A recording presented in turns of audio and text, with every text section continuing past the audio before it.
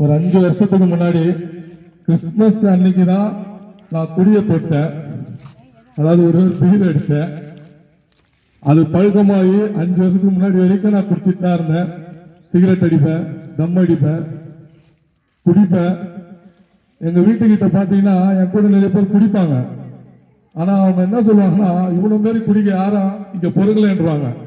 ஏன்னா அப்படி குடிப்பேன் நான். கூட இருக்கிறவங்களாம் பயப்படுவான், ஏன்னா இப்படி குடிக்கிறேன், ஆனால் சுற்றிட்டு தான் இருக்கிறேன், படுக்கவும் மாட்டேன், போதையாகவும் மாட்டுது. அப்படி நல்லா குடிச்சு வீட்டில் சண்டை போட்டுக்கின்னு கத்திக்கின்னு நிறைய பிரச்சனைகளை மாட்டிக்கின்னு அப்படியெல்லாம் இருக்கும்போது வீட்டிலலாம் பிரச்சனை. நானும் வேலைக்கெல்லாம் போயிட்டேன். தனியாக போய் வேற ஊர்ல இருந்தோம். அங்கேயும் அப்படிதான் இருந்தேன். குடிச்சிக்கின்னு அங்கேயும் அசிங்கப்படுது இதெல்லாம் பண்ணிட்டு இருந்தேன். அப்போ எனக்கு ஒரு பிரச்சனை ஒன்று நடந்தது. அந்த பிரச்சனையில எனக்கு ஒரு பயம். அது போலீஸ் ஸ்டேஷன்லாம் போய் அது ஒரு பயம். ஏன்னா எனக்கு எனக்கு எனக்கு இருக்கிறது என் மனைவி, எனக்கு ஒரு பிள்ளை தான் இருக்கான். அவங்களுக்கு என்னை விட்டா வேற யாரும் இல்லை, எனக்கு அவங்கள விட்டா வேற யாரும் இல்லை. எனக்கு ஒரு பயம். அந்த பிரச்சனைல எனக்கு ஏதாவது ஆயிடுமோ, என்ன ஏதாவது அண்ணா வந்து பண்ணிடுவாங்களோ, அந்த ஒரு பயத்துல இருந்தேன். அப்ப நான் என்ன பண்ணேன், அந்த பயத்துல மனசுக்குள்ள வெளிப்படையாக ஓய்ப்பிட்டு பிள்ளைகள்லாம் சந்தோஷமா பேசினாலும் எனக்குள்ள ஒரு பயம், ஏதாவது நடக்குமா, யாரை பார்த்தாலும் இவன் ஏதாவது பண்ணிடுவானா, அப்படியெல்லாம் ஒரு பயம் தோணுச்சு. வெளியே தைரியமா வெளியே போவேன். ஆனா பாக்குற ஆளுகெல்லாம் எனக்கு வந்து ஏதாவது பண்ணிடுவாங்களான்னு ஒரு பயம் இருக்கும். அப்ப வந்து நான் மனைவியோட பேசினுக்கும் போது இந்த மாதிரி இருக்கு அப்படிலாம் சொல்லிட்டே இருக்கும்போது தான் ஒரு போன் கால் வந்தது என் மனைவிக்கு. என் சித்தி பண்ணாங்க, இந்த மாதிரி உங்களுக்கு உடம்பு முடியாம இருக்கு, டிவியில மோகன் சிலாஸ் ஒரு ஐயா வந்து ப்ரேயர் பண்ணியிருக்காரு, அந்த டிவி சேனலை போய் பாருங்க அப்படின்னாங்க. அப்போ எனக்குள்ள அப்போட அவங்க போன் கால் வச்சு பேசிட்டு என்ன சரி பாக்குறோம் அப்படின்னு சொல்லிட்டு வச்சுட்ட பேர் என்ன ஆச்சுன்னா, எனக்குள்ள ஒரு அதுக்கு என்னால பேசிட்டே இருக்கும்போது எனக்குள்ள ஒன்று தோணுச்சு, நம்ம பயத்துக்கு நம்ம போய் கேட்கலாமே அவர்கிட்ட, அந்த சேனலை பார்த்து நம்மளும் ஜெபிக்கலாமேன்னு ஒரு தோணுச்சு எனக்கு. ஆனா அப்பதான் போயிட்டு உட்கார்ந்தேன்.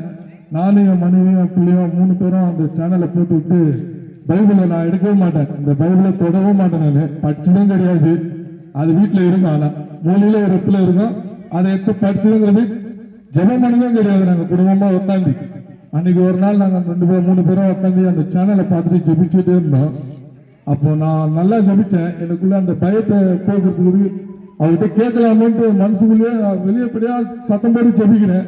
எனக்கு இருந்து ஒரு விடுதலை கொடுங்க, என் பாவத்தை ஃபர்ஸ்ட் மன்னிங்க, நான் எவ்வளவு பாவம் செஞ்சிருக்கேன், அந்த பாவத்தெல்லாம் என்னை விட்டு விலக்கிடுங்க, நான் இனிமே அந்த பாவத்தை செய்ய மாட்டேன், நான் ஜெபிக்கிறேன், பைபிள் வாசிக்கிறேன், இதெல்லாம் சொல்லி நான் ஜெபிச்சுட்டே இருக்கும்போதுதான் என்ன அறியாம நான் எப்படி ஜெபிச்சேன்னு எனக்கே தெரியல. அந்த மாதிரி போயிடுச்சு.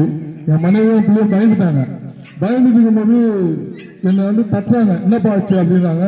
தெரியல எனக்கு, ஏதோ ஒன்று ஆயிடுச்சு சொல்லிட்டு இருந்தேன்.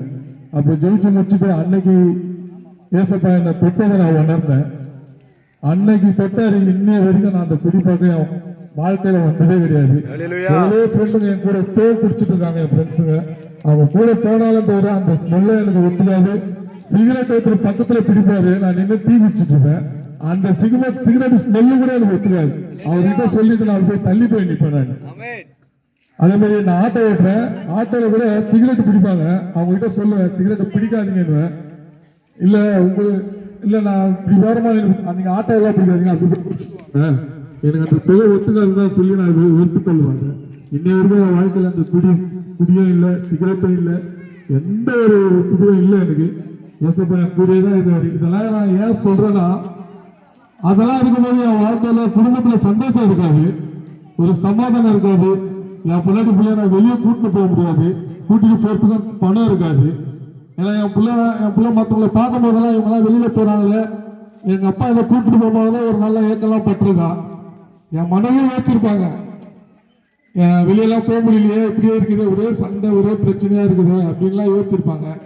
அப்ப அந்த சுச்சுவேஷன்ல அதெல்லாம் இருந்தது. ஆனா இப்போ இந்த 5 வருஷத்துல நான் எங்க வேணாலும் என் பிள்ளைய கூப்பிட்டு போவேன். அதுக்கான பணமும் என்கிட்ட கொடுத்தாரு. அதுக்கேற்ற மாதிரி என் குடும்பத்தை சமாதானம் கொடுத்தாரு. என்னதான் சின்ன சண்டை இருந்தாலும் அடுத்த செகண்ட் நாங்க 2 பேரும் பேசுறோம். பேசாம இருந்ததே கிடையாது. அது எப்பப்பட்ட இந்த 5 வருஷத்துல இதுக்கு முன்னாடி வேணா ஒரு நாள் 2 நாள் பேசாம இருந்துருவோம். ஆனா இந்த 5 வருஷத்துல இப்படி சண்டை போடுறதுல அப்படி பேசிடுவோம். அப்படிப்பட்ட வாழ்க்கையை தான் எங்களுக்கு கொடுத்துருக்காரு. அதனாலதான் உங்ககிட்ட சொல்றேன், எவ்வளவு பேர் வாலிபர் இருக்கலாம், கல்யாணமாகி கொஞ்ச நாள் இருந்தவங்களும் இருக்கலாம். அவங்களாம் கேட்டு இருந்தா குடிபோதையில் இருக்கிறவங்க என் சாட்சியை கேட்டிருப்பீங்க. ஒன்னே இல்ல, நான் இயேசுவை தான் கூப்பிட்டேன். அந்த இயேசுவை நீங்களும் கூப்பிடுங்க. அந்த போதை பழக்கம் உங்களுக்கு ஒரு விடுதலை கிடைக்கும். ஏன்னா ஏசப்பா சொல்லியிருக்காரு, இலவசமா பெற்றதை இலவசமா கொடுங்கன்னு தான் சொல்லியிருக்காரு. எங்க ஏசப்பா பணம்லாம் வாங்கினது கிடையாது.